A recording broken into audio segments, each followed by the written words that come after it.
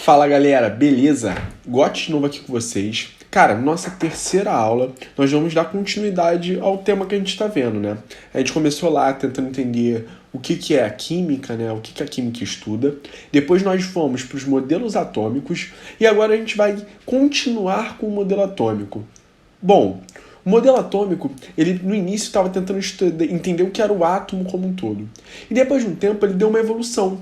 Com a descoberta lá de Rutherford da eletrosfera, ele começou a tentar entender o que são os elétrons e como eles funcionam.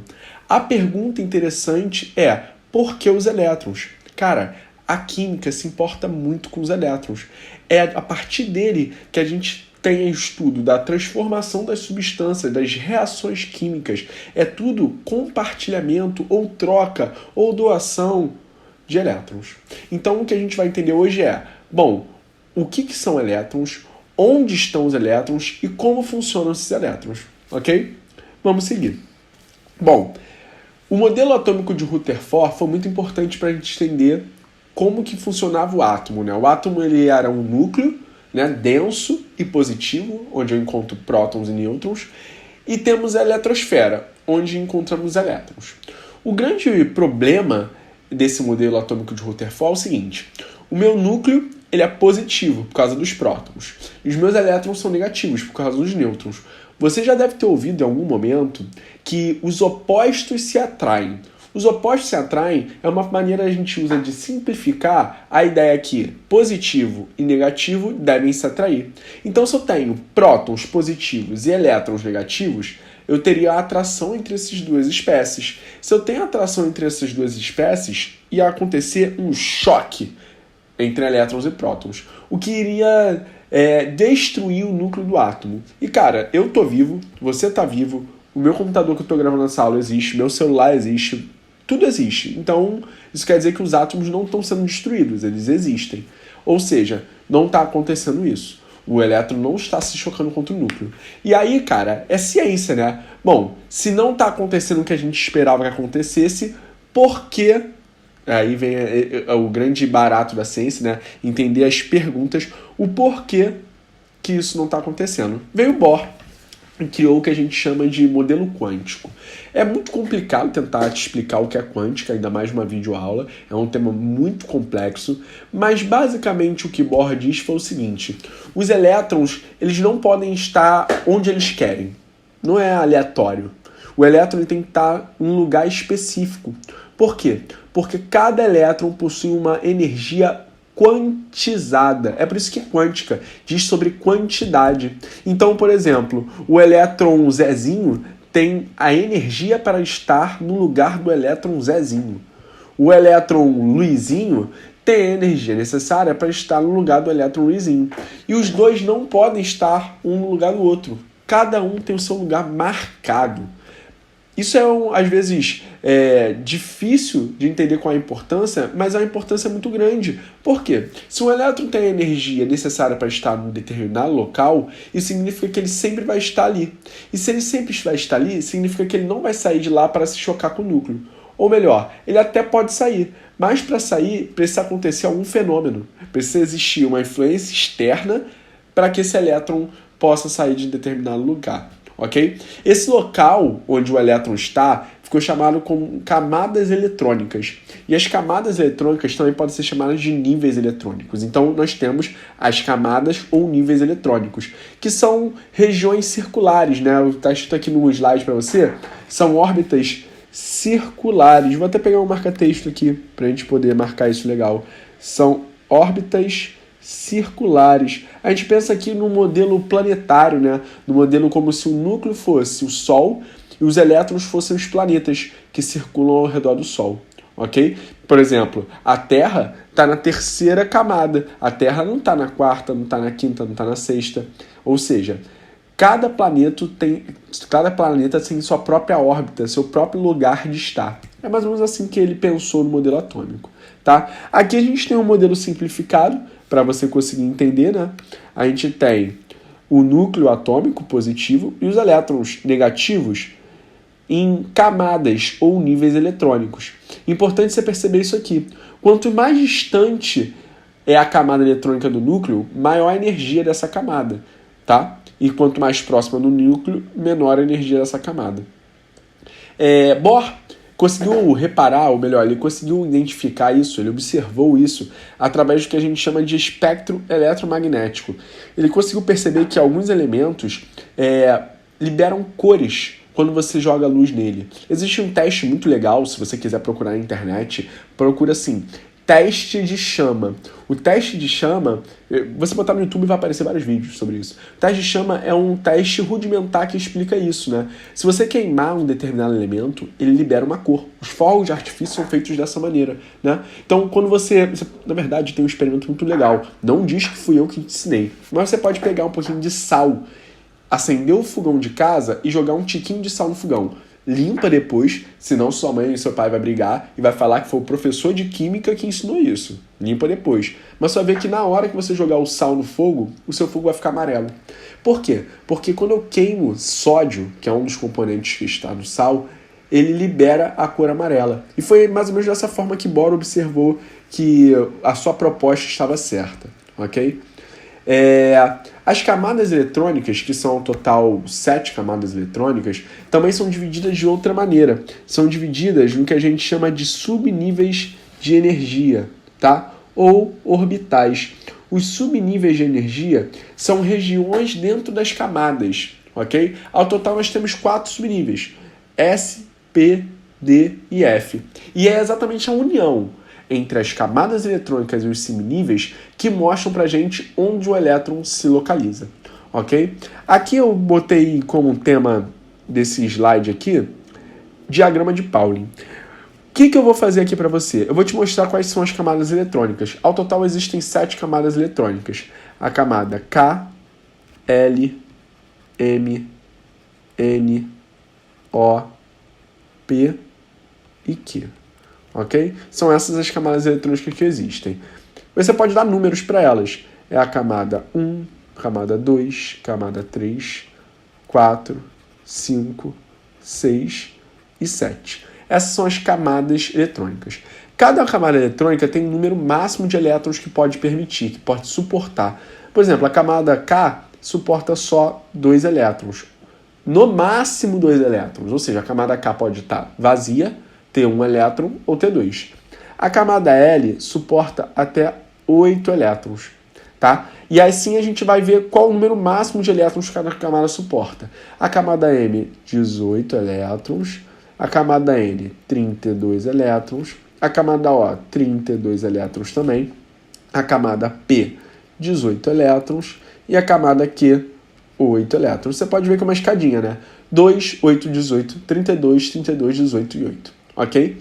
E também temos os subníveis. Ao total, a gente tem 4 subníveis de energia. O subnível S, P, D e F. E esses subníveis também têm um número máximo de elétrons. O S tem 2 elétrons, o P tem 6 elétrons, o D tem 10 elétrons e o F tem 14 elétrons. Você precisa conhecer esses valores, tá? Essa é a parte que talvez seja mais difícil nessa aula, é identificar quais são as camadas e quais são os subníveis de energia, você precisa conhecer eles, e também precisa conhecer o número máximo de elétrons que cada um tem. Por que isso? Porque vamos montar agora um diagrama, um desenho chamado diagrama de Pauling, que mostra pra gente como os elétrons estão distribuídos na eletrosfera de um determinado átomo, ok? Como que funciona isso? Você vai encaixar os subníveis, deixa eu nomear aqui, né? Isso aqui são os níveis de energia, esse aqui são os subníveis. Você vai encaixar os subníveis nos níveis. Então vamos olhar aqui o seguinte, ó. A camada 1, camada K, ela pode suportar 2 elétrons. Eu tenho que botar um subnível lá dentro, porque é o subnível o lugar onde realmente está o elétron. Um exemplo que eu gosto de dar bastante, para isso fazer sentido, é o seguinte. Chega para minha mãe, que se chama Gisele, e fala o seguinte: Dona Gisele, onde que o Vitor está segunda-feira de manhã? Ela vai te responder o seguinte, ó, segunda-feira de manhã, o Vitor vai estar no Pense Freguesia. O que isso significa? Significa que ela sabe onde eu estou. Só que ela não tem precisão onde realmente estou. Se ela perguntar assim, Tá bom, tia Gisele, o Vitor tá no Pense Freguesia, mas qual a sala que ele vai estar? Ela não vai saber te responder. É mais ou menos essa ideia. A camada eletrônica é uma região onde o elétron está. Agora, o local exato onde o elétron está seria o subnível. Se você falar assim, não, tia Gisele, eu quero saber onde o Vitor está entre 7 e 8h40, ela vai precisar saber qual é a turma que eu estou dando aula. Ela fala assim, entre 7 e 8h40, o Vitor vai estar na sala do segundo ano de medicina, que é a sala 1. Então agora eu tenho a informação, eu estou no Pense Freguesia, a informação maior, menos precisa, e tem informação menor, mais precisa, exatamente a sala que eu estou. É mais ou menos essa ideia que a gente tem que ter quando eu falo de camadas eletrônicas e subníveis. Eu tenho que ter a união dos dois. Porque se você falar assim, o Vitor está no segundo ano de medicina na sala 1, mas qual unidade do Pense que o Vitor vai estar? Então a gente precisa ter a união desses dois. Saber a unidade e saber a sala. Saber o nível, a camada eletrônica, e saber o subnível. E aí se você olhar aqui o nível K, a camada K, ela só pode suportar 2 elétrons. E o orbital que também suporta 2 elétrons, o orbital S. Ou seja, quando eu estou falando da camada K, ela só suporta o orbital S. Então, na camada 1, camada K, nós temos o orbital S. E esse orbital S pode ter até 2 elétrons, ok? Vamos para a camada 2 agora. Na camada 2, eu tenho, ao total, 8 elétrons. Eu tenho que encaixar os orbitais dentro da camada L. Então, se você olhar bem, a camada L, por poder suportar 8 elétrons, pode ter lá dentro o orbital S, que pode ter 2 elétrons, mais o orbital P, que tem 6 elétrons. Se você fizer a conta aqui do número de elétrons, que é esse número de cima aqui, você vai ver que o total dá quanto? 8, que é exatamente o número máximo de elétrons. Cara, juro pra você, isso aqui tem que ficar instintivo. Vamos ver nos exemplos. Olha a camada 3, a camada M. Ela pode suportar 18 elétrons. Se eu for encaixar os subníveis, os orbitais lá dentro, você pode ver que ela tem um orbital S, que cabe em 2, tem um orbital P, que cabe em 6, e também tem um orbital D, que cabe em 10. Então eu tenho 2 mais 6 mais 10, 18. Acho que está começando a entender mais ou menos como funciona. Vamos para a camada 4, a camada N. Ela pode 32 elétrons. Então ela tem o S, que tem 2, tem o P, que tem 6, tem o D, que tem 10, e tem o F, que cabe 14. Faz a soma aqui para você ver quanto que vai dar. 2 mais 6 mais 10 mais 14. Ao total tem exatamente 32. Então a brincadeira é exatamente essa. Você vê qual é o número máximo de elétrons de cada orbital e vê o número máximo de elétrons de cada camada. E aí, a partir disso, você vai encaixando eles. Obviamente, depois de um tempo, você vai começar a gravar isso aqui, tá? E aí, gravando isso aqui, você vai ter mais facilidade de escrever o diagrama de Pauli. Então, aqui eu vou completar ele, né? A gente tem o 6S, o 6P e o 6D. E, por fim, nós temos o 7S e o 7P, porque, ao total, eu só posso ter 8 elétrons na camada 7. Ok? Esse é o diagrama de Pauli. Eu peguei na próxima página o diagrama de Pauli bonitinho, que é compartilhado em todo o grupo de professor de Química no final do ano. É a árvore de Natal do diagrama de Pauli, tá? Ele mostra aqui pra gente como que a gente usa o diagrama para escrever uma parada chamada distribuição eletrônica. O que é a distribuição eletrônica? É como os elétrons se organizam na eletrosfera em um determinado elemento químico, tá? A partir de agora, na nossa aula, eu vou dar exemplos disso. A gente vai treinando isso. Então a gente vai ver um exemplo, vai olhar o diagrama e vai tentar escrever a nossa distribuição eletrônica. Vamos aqui pegar alguns exemplos. Eu vou pegar exemplos simples, tá? Vou começar com os exemplos mais simples que eu conseguir. Vou pegar, por exemplo, o lítio. O lítio ficou pequeno, né? Vamos apagar aqui e vou escrever maior pra gente. O lítio é um elemento que tem como número atômico o número 3. Sua distribuição eletrônica ficaria como? Vou voltar lá na distribuição, né? Eu começo aqui, ó, pela setinha. Então eu começo com 1s2. 1s2. O número de elétrons é o número aqui em cima. Eu tenho 2 elétrons. Cara, o número atômico, você tem que lembrar isso, tá? O número atômico, ele é igual ao número de prótons, que é igual ao número de elétrons. Isso sempre vai funcionar, é uma afirmativa verdadeira, sempre que eu estiver falando de um átomo. Um átomo, por essência, é neutro. Então, o número de prótons tem que ser igual ao número de elétrons. Aqui eu peguei o átomo de lítio, então ele é neutro. Significa que se eu sei o número atômico, eu sei o número de prótons e também sei o número de elétrons. Ok? Então aqui eu tenho um S2. Falta um eletrinho. Onde que esse eletrinho vai estar? Vou seguir a seta aqui, ó. Um S2, acabou. A setinha vem. Vai até onde? 2S2. Se eu botar 2S2 aqui, o que vai acontecer... Ai, Jesus, apaguei tudo. Vamos lá, vou botar de novo aqui. Lítio, número atômico 3. Começa com 1S2. Então, se eu botar aqui o 2S2, que é o próximo do subnível, o que vai acontecer aqui? 2 mais 2 vai dar 4. Passa o número máximo de elétrons que o lítio tem. Cara, então como eu faço isso, Gotti? Lembra? Isso aqui, em cima, é o número máximo de elétrons. 2S2 é o número máximo. Significa que ele não pode ter 3, não pode ter 4, não pode ter 5. Mas ele pode ter menos do que 2. Então aqui a gente vai ter 1. Então eu tenho 1S2, 2S1. Ao total eu tenho 3 elétrons. Gotti, não entendi absolutamente nada. Vou continuar dando exemplo. A gente vai continuar vendo aqui e você vai ver que é muito tranquilo. Vamos para o próximo elemento que eu vou usar. Carbono. Carbono tem um número atômico 6.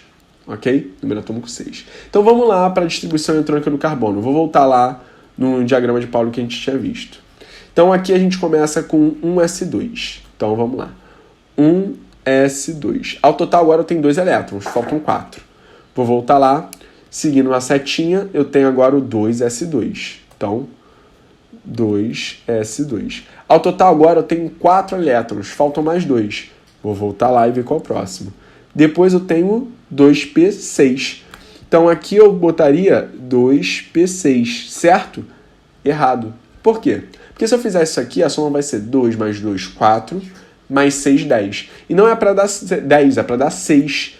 Então, o meu P, que podem no máximo 6, significa que ele no máximo pode 6. Ou seja, não pode 7, não pode 8, não pode 9. Mas pode 1, 2, 3, 4, 5 e 6. Ele pode todos os números menor ou igual a 6. Então, para dar 6 aqui, eu tenho que ter mais 2. Então, olha só, vê se faz sentido para você aqui. 2 mais 2 mais 2. Ao total, tenho 6 elétrons. Essa é a distribuição eletrônica do carbono. Eu acho que está começando a facilitar, né? Você está começando a pensar, acho que estou entendendo. Então, vou pegar aqui outro elemento. Vou pegar o sódio. Adoro fazer a distribuição eletrônica do sódio. Sódio tem número atômico 11. Vamos ver se a gente consegue? Vamos voltar lá. Começa com 1S2. Então, vamos lá. 1S2. Repara que todos eles começam igual, né? Todos eles começam igual. Depois a gente vai para qual? 2S2. Então, 2S2. Se você botar aqui o 2P6, ao total quantos elétrons eu tenho? Pensa aí. Vou te dar 30 segundos para pensar. Mentira, não vou dar isso tudo não. Se você olhar aqui, eu tenho 2 mais 2, 4, mais 6, 10. Só que o sódio tem 11. Então, ainda não cheguei, preciso de mais. Qual é o próximo? Depois do 2P6, a gente tem o 3S2. Pensa comigo o seguinte. 3S2 mais 10 daria 12. Então, não pode ser S2. Tem que ser 3S1. Então, 2 mais 2, 4, mais 6, 10, mais 1, 11. Essa é a distribuição eletrônica do sódio. Tá começando a entender, né? Eu sei disso, relaxa. Você vai sair daqui craque em distribuição eletrônica. Vamos pro próximo elemento. Deixa eu pensar aqui um elemento legal para vocês fazerem. Alumínio. O alumínio tem o número atômico 13. Alumínio legal, né? Latinha de refrigerante, a gente usa toda hora. Então, vamos ver como os elétrons do alumínio são distribuídos pra gente. Eu posso repetir os caras de cima. Por quê? Porque a gente acabou de reparar que eles sempre se repetem. Então é 1S2, 2S2, 2P6. Até aqui eu tenho que número de elétrons? 10. 2 mais 2 mais 6, 10. Né? Só que são 13 ao total, então faltam 3. a gente vai voltar lá, ó. 3S2. Então aqui eu tenho 3S2. 2 mais 2, 4, mais 6, 10, mais 2, 12. Ainda não cheguei no 13. Depois do 3S2 seguindo a setinha, ó, setinha verde aqui, aí eu tenho o 3P. O 3P aqui vai ser 3P1. Por que 3P1, Gotti? Porque eu tenho que somar 13. 2 mais 2, 4, mais 6, 10. Mais 2, 12, mais 1, 13. Essa é a distribuição eletrônica do alumínio. Ok? Tranquilo? Vou dificultar, cara. Vou dificultar para você aqui. Vou botar um OBS aqui para você entender. OBS. Esse OBS fala sobre um tópico muito importante dessa matéria. A distribuição eletrônica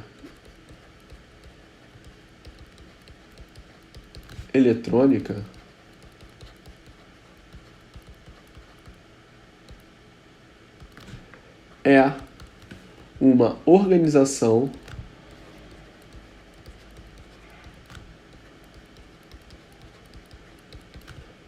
por ordem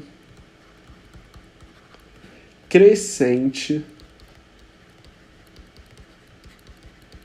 de energia. Ou seja, quanto mais distante do início, ou seja, o último elétron que eu boto, é sempre o elétron mais energético. Então aqui, o elétron com maior energia do lítio é o 2s1. O elétron com mais energia do carbono é o 2p2. Isso aqui é a ordem de energia. O elétron com mais energia do sódio vai ser o elétron 3s1.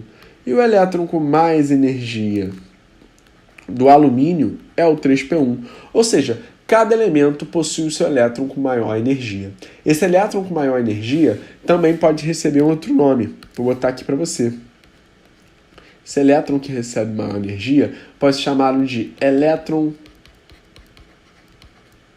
diferenciador.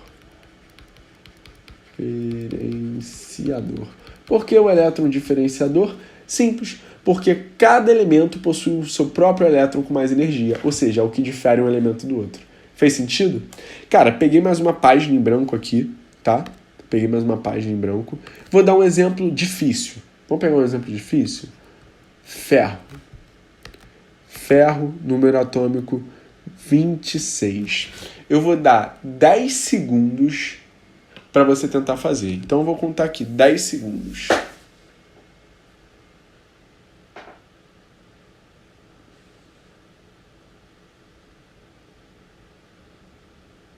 Acabou. Caraca, né? Serve pra nada 10 segundos. Eu sei. Foi só uma piadinha. Eu sempre faço isso com os alunos. Você tem 10 segundos para responder. É um desespero total. Como que eu vou fazer a distribuição eletrônica em ordem crescente de energia para o ferro? Vou olhar lá meu diagrama.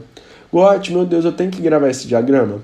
Cara, algumas provas, na tabela periódica, eles já botam isso organizado para você. Só que não se acostume a receber essa informação já mastigadinha. Você aprendeu comigo como que se monta essa tabela.